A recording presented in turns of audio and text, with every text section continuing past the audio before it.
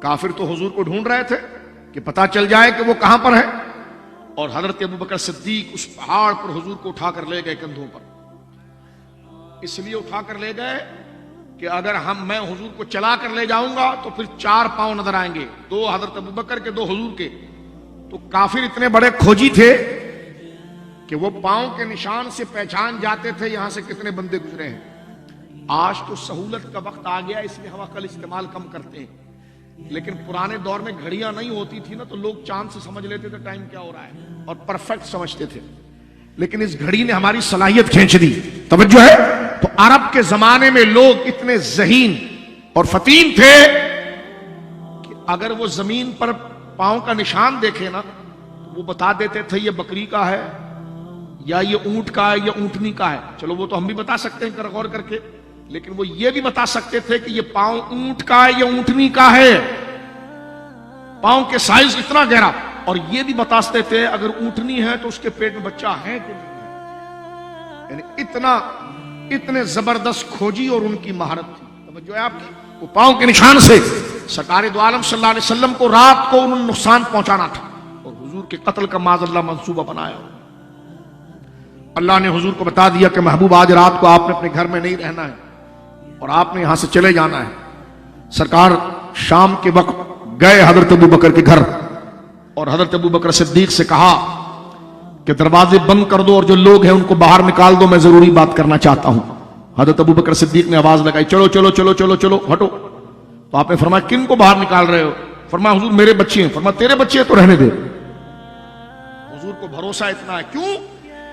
ہجرت. کیونکہ اس وقت نبی کی جان کا مسئلہ ہے اور انتہائی راز کی بات ہے. بندے کی جان پر اگر مسئلہ آئے تو وہ قریبی دوست کو بھی نہیں بتاتا کہ بات لیک ہو جائے گی اور جہاں میں جانا چاہتا ہوں. لیکن آپ دیکھیں جب حضور پر بات آئی تو حضور خود چل کر گئے حضرت ابوبکر کے پاس اور گھر میں بیٹھ کر فرمایا کہ میں تجھ سے ضروری بات کرنا چاہتا ہوں. دین کی بنیاد حضور کی ذات ہے. حضور ہیں تو قرآن باقی ہے، حضور ہے تو دین باقی ہے. رب نے حضور کی ذات کو محفوظ کرنا ہے اور ہجرت سب سے اہم واقعہ ہوتا ہے. اور راز رب نے بتا دیا کہ آج کافروں نے یہ منصوبہ بنایا ہے. حضور خود گئے اور حضرت ابوبکر سے کہے کہ دروازے کھڑکیاں بند کرو، میں کچھ بات کرتا ہوں اور لوگوں کو باہر نکالو. جو باہر نکالنے لگے فرما کون ہے؟ فرما حضور میری بیوی اور میری بیٹیاں ہیں. فرما رہنے دو پھر میں کچھ بات کرنا چاہتا ہوں. یعنی حضور کو حضرت ابوبکر ہی نہیں ان کے سارے گھرانے پر اعتماد تھا.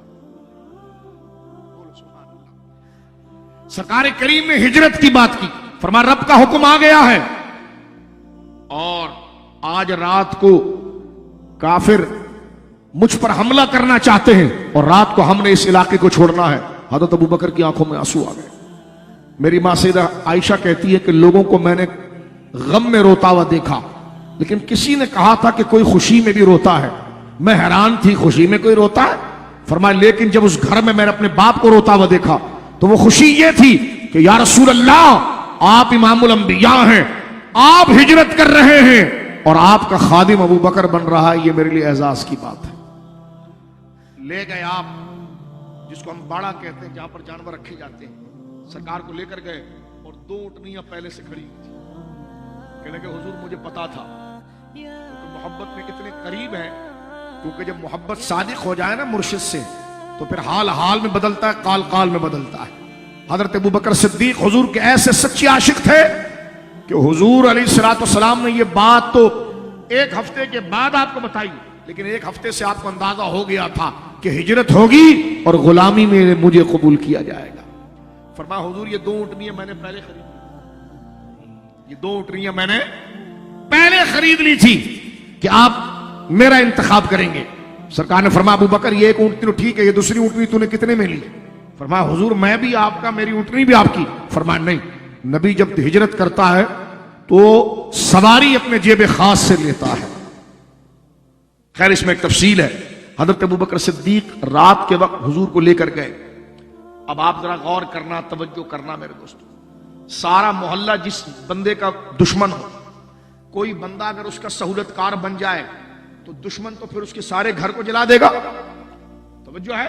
حضرت ابوبکر صدیق یہ بھی کہہ سکتے تھے کہ یا رسول اللہ میں نے آپ کا کلمہ پڑھ لیا، جو بات آپ نے مجھ سے کی ہے میں کسی سے نہیں کروں گا، لیکن میں حضور آپ کے ساتھ نہیں جا سکتا. میرا بوڑھا باپ گھر میں ہے, میری بیوی ہے, میری جوان بیٹیاں ہیں, یا رسول اللہ میں نہیں جا سکتا. اپنے گھر کی فکر کرتے لیکن کسی چیز کی فکر نہیں کی آپ, اور فرمایا حضور میں آپ کے ساتھ جانے کے لیے تیار ہوں. سرکار دو عالم صلی اللہ علیہ وسلم رات کے وقت اپنے حجرے سے نکلے. سرکار مولا کائنات شیر خدا کو حضور علیہ الصلوۃ والسلام نے کافروں کی امانتیں دی. کافر بھلے حضور کے مخالف تھے, توجہ سے سننا, لیکن وہ اپنے باپ پر اتنا بھروسہ نہیں کرتے جتنا بھروسہ حضور پر کرتے. وہ اپنا سونا, اپنی چاندی, اپنی مال حضور کے پاس رکھواتے تھے. اس لیے آپ نے اسکول کالجوں میں پڑھا ہوا ہے وہ بات جو حدیثوں کی آئی ہے کہ ہمارے نبی کو ہر بندہ امین اور صادق کہتا تھا, اور ایک سچے آدمی کی نشانی یہ ہے کہ جب وہ بات کرے گا تو سچی کرے گا, اور امانت رکھے گا تو وہ امانت میں خیانت نہیں کرے گا. اب آپ سنیے, کافروں کا مال, اب وہ کافر مارنا بھی چاہ رہے ہیں, توجہ آپ کی, جان سے مارنا بھی چاہ رہے ہیں, لیکن ان کی امانتیں بھی ہیں. لیکن حضور سید عالم اللہ کے نبی ہیں, آپ کا اخلاق بڑا بلند ہے.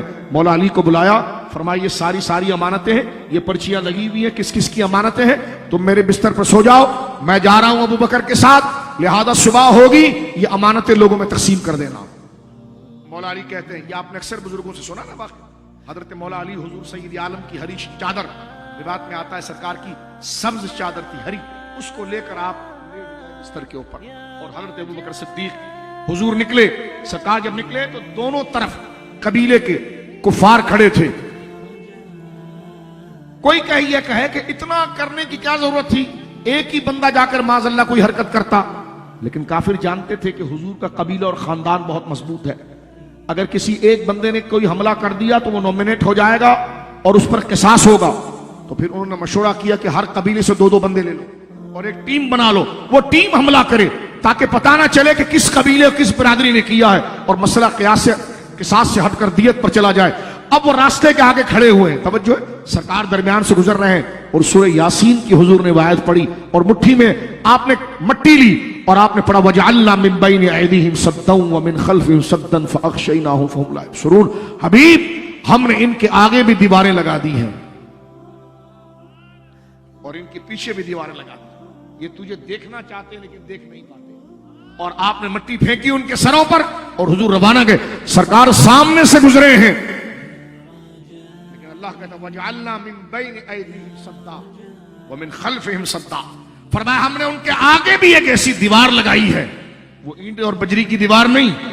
محبوب ایسا ان کی آنکھوں کے سامنے کر دیا ہے کہ تو سامنے سے جا رہا ہے, آنکھیں کھلی ہے لیکن تجھے دیکھتے ہی نہیں.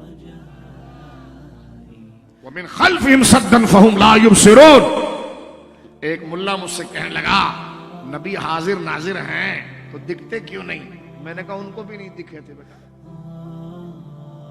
سامنے موجود جو ہے. میں نے کہا یہ اللہ کا فضل ہوتا ہے تو کہتے ہیں کہ موجود ہے تو دکھنا چاہیے, تو میں نے کہا سامنے موجود ہے لیکن نہیں دکھتے ان کو.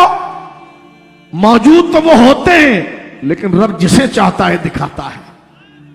بولو نا سبحان اللہ. غور کیجئے میرے دوستو, سرکار تشریف لے گئے, انہوں نے تھوڑی دیر کے بعد اپنے سر پر ہاتھ مارا تو مٹی, وہ حیران ہے کہ جناب مٹی کہاں سے آ گئی. حضور چلے گئے, حضرت ابوبکر صدیق حضور کو لے کر غار کے اندر چلے گئے. 3 دن حضور اس غار کے اندر رہے. حضرت ابوبکر صدیق نے اس غار کو صاف کیا, اور وہ غار ایسا تھا جیسے پہاڑ کا اونچا پتھر اور ہے, اس کا منہ نیچے ہے. اگر کوئی بندہ آئے نا وہاں سے سامنے سے تو اس کے آدھی پنڈلی میں وہ غار نیچے نظر آتا ہے. اب جب سرکار کے ساتھ 3 دن غار میں تھے تو کافر حضور کو ڈھونڈتے ہوئے اس پہاڑ پر پہنچے. حدیث پاک میں آتا ہے کہ جناب مکڑی نے جالا بنا دیا تھا, اور جالا بھی مکڑی نے اتنا اللہ کے حکم سے پرانا بوندا, کیونکہ نیا جالا پکڑے میں آ جاتا ہے. اور یہ ہمیں اس لیے نہیں آتا کہ ہم گاؤں دیہات میں نہیں رہتے, تو جو گاؤں دیہات والے لوگ ہیں وہ اس چیز کو زیادہ سمجھتے ہیں کہ یہ جالا, کیونکہ ان کا واسطہ اس سے پڑتا ہے. ہمارے وہاں تو ڈسٹنگ اتنی ہوتی کہ گھر کا پلستر گر جاتا ہے, توجہ ہے. تو وہ جالا, اب غور کیجئے, اللہ کے حکم سے اس مکڑی نے میرے بزرگوں جالا ایسا تنا تھا اور اتنا پرانا تنا تھا, لگتا تھا جیسے 100 سال پرانا اس کے اوپر تنا ہوا ہے. اور یہ بھی کتابوں کے اندر ہے کہ جناب کبوتری نے اس پر انڈے دے دیے تھے, اور یہ پورا نشان بن گیا تھا کہ اگر اندر کوئی جائے گا تو جالا تو پھٹے گا. غار کے منہ پر جالا بنایا, اندر کوئی جائے گا تو انڈے تو ٹوٹیں گے. تو یہ اللہ نے ان کی نظروں سے اپنے نبی کو बचाने के लिए ये कर दिया। लेकिन जब वो सामने आए ना तो हजरत अबू बकर सिद्दीक रजी अल्लाह तआला इस तरह लेटे हुए हैं, गार इस तरह है कि गार सौर कोई गया हो, तो सरकार ने उनकी झोली में अपना सर रखा हुआ है, तो सरकार का सर मुबारक ऊपर की तरफ है। हजरत अबू बकर सिद्दीक ने जब नीचे से देखा, क्योंकि गार का मुंह नीचे था और वो थोड़ा डेप्थ में था, जिस तरह बेसमेंट होता है, ठीक है, नीचे था।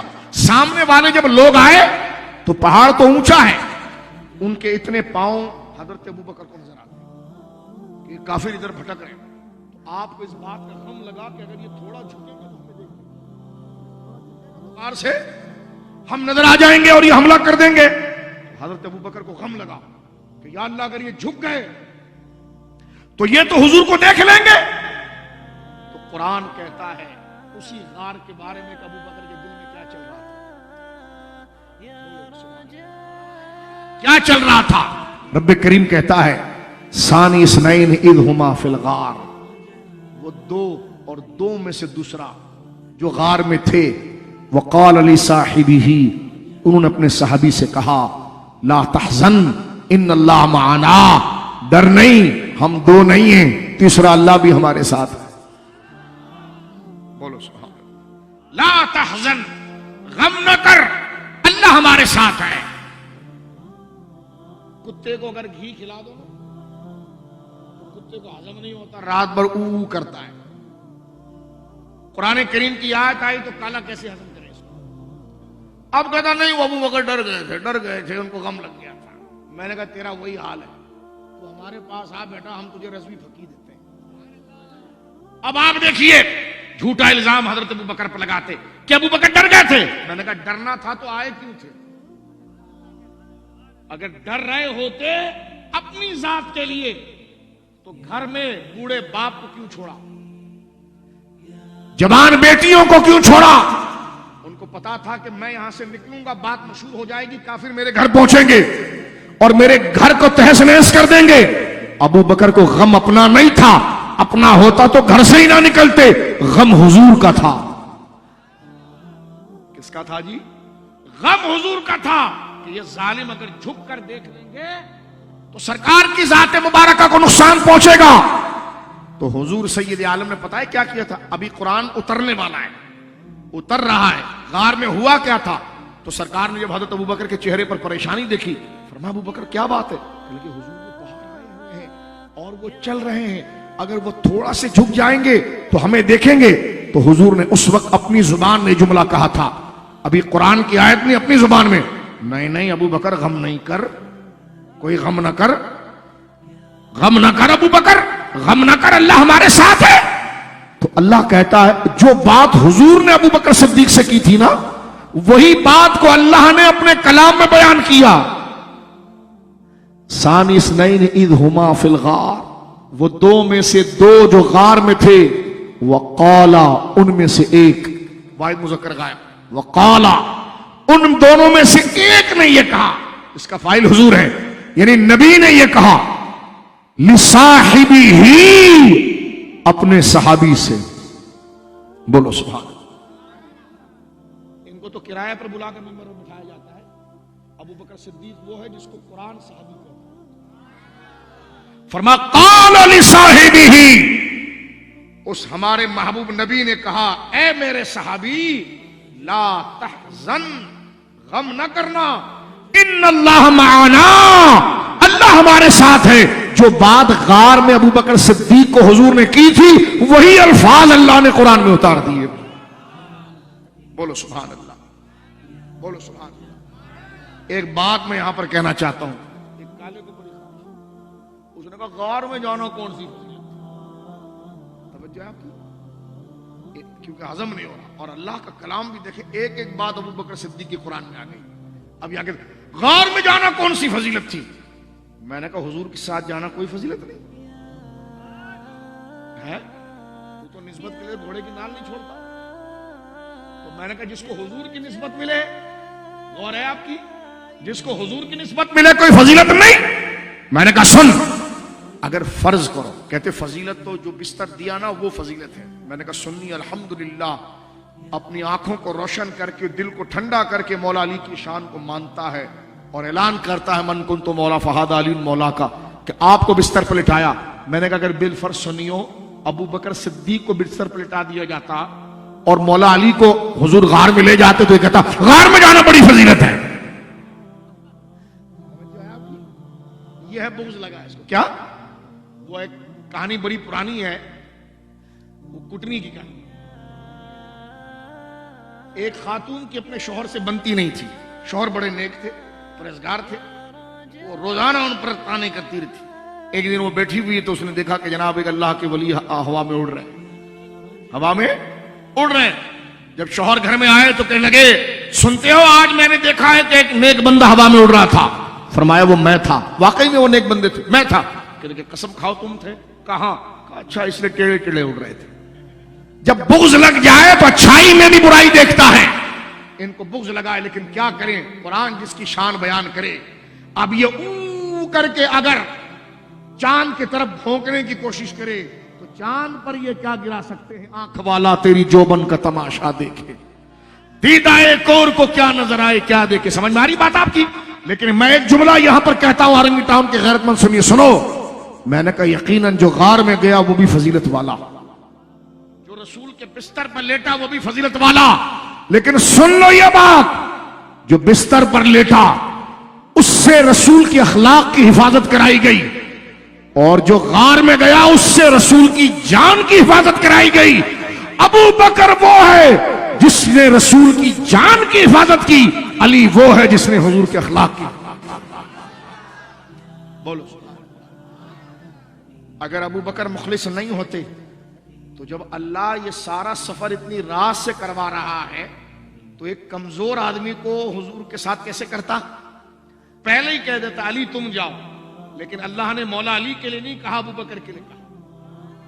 مولا علی امام المخلصین ہے, اس میں کوئی انکار نہیں. لیکن بتانا یہ چاہ رہا ہوں جہاں یہ بات بھی کسی کو نہ پتا چلے کہ آج رات حضور جا رہے ہیں, یہ کسی کو پتا بھی نہ چلے. رب اپنے محبوب کی جان کو تحفظ دینے کے لیے اتنا اہتمام کر رہا ہے. اگر ابو بکر کوئی کمزور بندے ہوتے تو رب وہیں آیت اتارتا کہ نہیں محبوب ان کو ساتھ میں نہیں لینا, بلکہ رب تو ان کے قصیدے بیان کرتا ہے. ثانی اثنین اذ ہما فی الغار, وہ دو میں سے دوسرا جو غار میں تھا اور اس کے صاحب نے اس سے کہا ڈرنا, غم نہ کر, اللہ ہمارے ساتھ ہے. اور یہاں پر آپ دیکھیے میرے دوستوں بزرگوں, تو جو بستر پر لیٹے وہ بھی فضیلت ہے, لیکن اس سے بڑی فضیلت ہے جو غار میں, کیونکہ غار والا بدن کی حفاظت کر رہا ہے, غار والا جان کی حفاظت کر رہا ہے, بستر والا اخلاق کی حفاظت کر رہا ہے. اس امانتوں سے زیادہ قیمتی حضور ہے. حضور کے بدن کی حفاظت کے لیے ابو بکر کو رکھا گیا, حضور کے اخلاق اور تعلیم کی حفاظت کے لیے مولا علی کو رکھا گیا. سنی دونوں کو قبول کرتا ہے, لیکن فضیلت خدا نے ابو بکر صدیق کو عطا فرمائی. فضیلت مولا کائنات کی بھی ہے, لیکن افضلیت اللہ نے وہ دی ہے. لیکن دیکھیں اب قرآن کیا کہتا ہے, فرمایا ثانی اثنین. یہ نہیں کہا اللہ نے کہ میرے نبی نے ابو بکر سے کہا, ایک خاص طرز میں اللہ کہتا ہے ثانی اثنین, دو میں سے دوسرا. دو میں سے, مثلا دیکھو یہ دو ہے, یہ دو ہے نا, تو یہ کہاں سے آیا؟ اس دو سے آیا. اور یہ کہاں سے آیا؟ اس دو سے آیا. اس کو ہم کہیں گے یہ کیا ہے, تو آپ کہیں گے یہ دو میں سے ایک ہے, دو میں سے دوسری ہے. اچھا یہ کیا ہے؟ آپ کہیں گے یہ دو میں سے دوسری ہے. رب کہتا ہے دو میں سے دوسرا.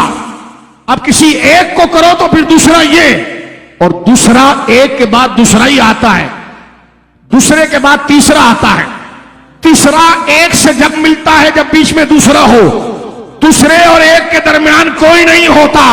رب کہتا ثانی اثنین, ایک مصطفیٰ ہے اور ایک ابو بکر ہے. فرمایا بلا فصل کے قانون کو قرآن نے بیان کیا کہ میرے نبی کے بعد اگر کوئی ہے اور درمیان میں کوئی واسطہ نہ ہو تو وہ ابو بکر صدیق.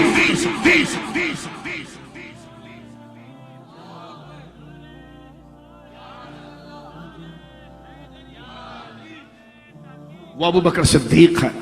میں بات کو سمیٹنا چاہتا ہوں, قرآن پڑھوں تو فجر ہو جائے, اسی آیت پر بھی گفتگو شروع کروں تو واللہ فجر ہو جائے. یہ آیت اتنی بڑی شان کو بیان کرتی ہے, ہجرت کی رات. اور ایک بات میں آپ کو بتا دوں, تھکے تو نہیں, تھکے تو نہیں, میں تو 1500 میل کا سفر کر کے آ رہا ہوں, آپ تھکے تو نہیں.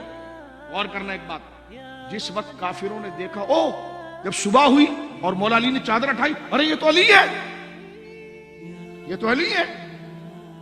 کہا وہ آپ کے نبی کہاں ہیں؟ کہا وہ تو گئے. اب دیکھو ابو جہل ڈنڈا اس کے ہاتھ میں تھا، کانٹے اس میں نکلے ہوئے تھے، یعنی ایسی اس نے ٹہنی توڑی تھی، سخت قسم کی ٹہنی توڑی تھی کہ جس میں بڑے بڑے ببول کے کانٹے لگے ہوئے تھے اور اس کے ہاتھ میں تھی. اس نے مولا علی کو دیکھا، کہا نبی کہاں ہے تمہارا؟ کہا وہ تو چلے گئے.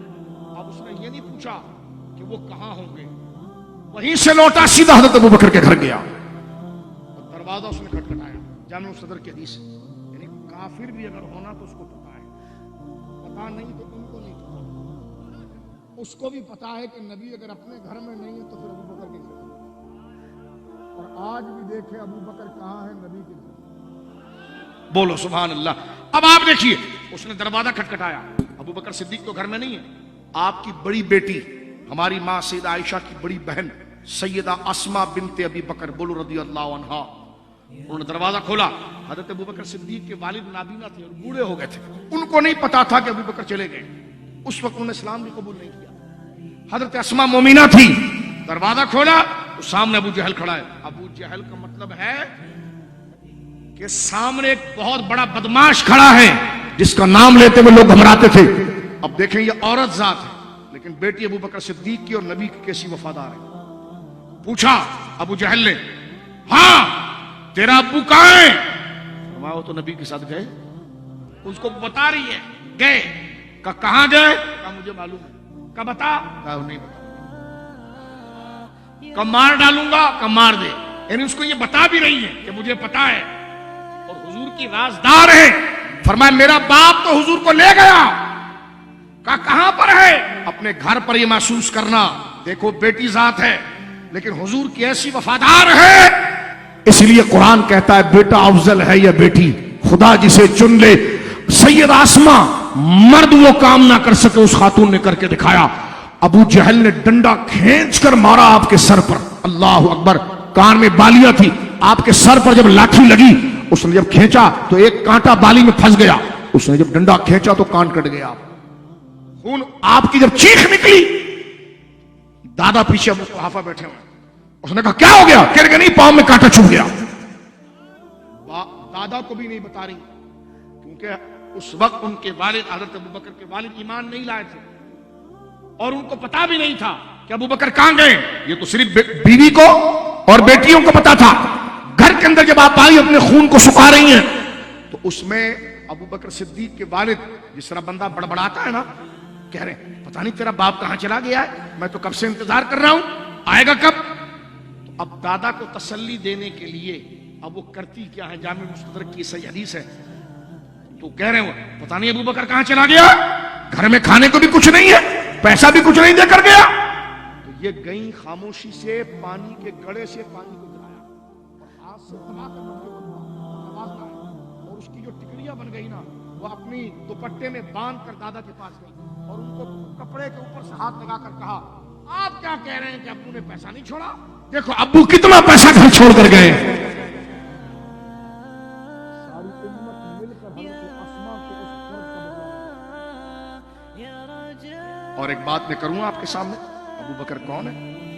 سنی کا کلیجہ کیوں پھٹتا ہے ان کے خلاف سنے؟ اگر ابو بکر وفادار نہیں تو پھر کائنات میں کوئی وفادار نہیں.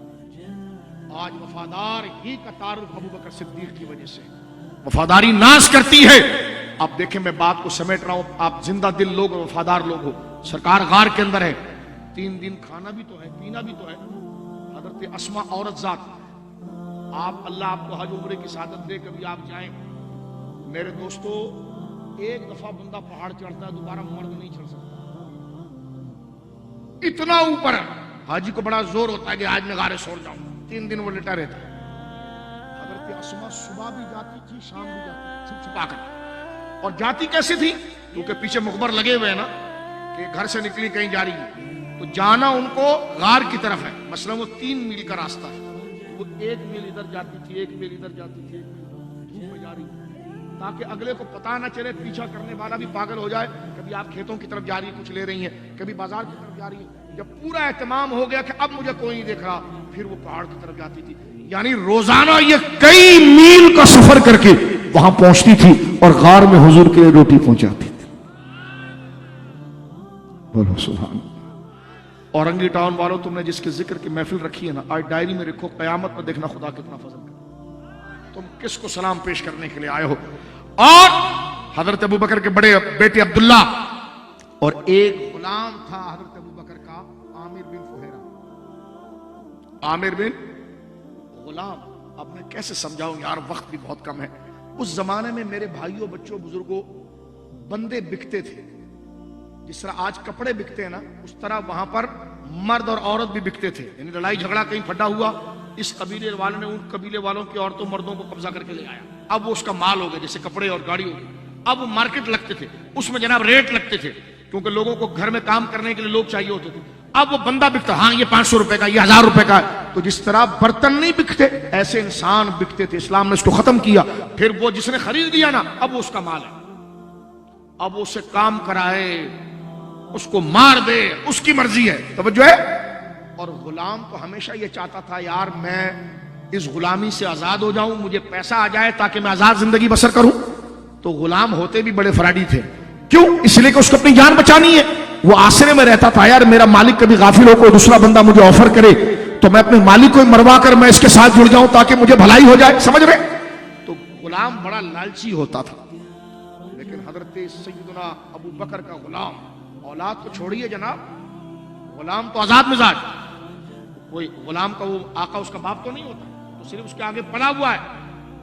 اور وہ اپنی سہولت، جیسا ہم نہیں کہیں نوکری کر رہے ہیں تو غور کرتے ہیں، یار اگر دوسری جگہ نوکری مل جائے 200 روپے زیادہ تو یہ نوکری چھوڑ دوں گا.